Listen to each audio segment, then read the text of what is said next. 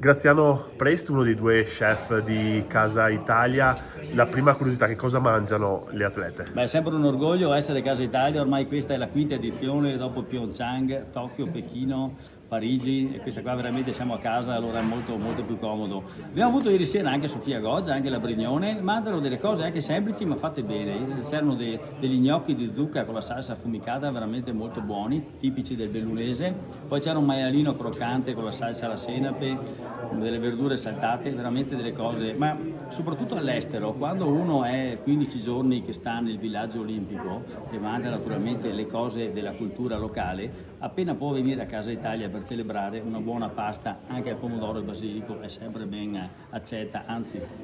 Ecco, nei prossimi giorni arriverà a Casa Italia anche Mattarella, anche lui potrà scoprire le eccellenze del bellunese. Se possibile li faremo assaggiare i casonzieri di Cortina, che sono sempre un'eccellenza, li abbiamo portati anche a Tokyo, veramente è una cosa delle quali siamo particolarmente orgogliosi.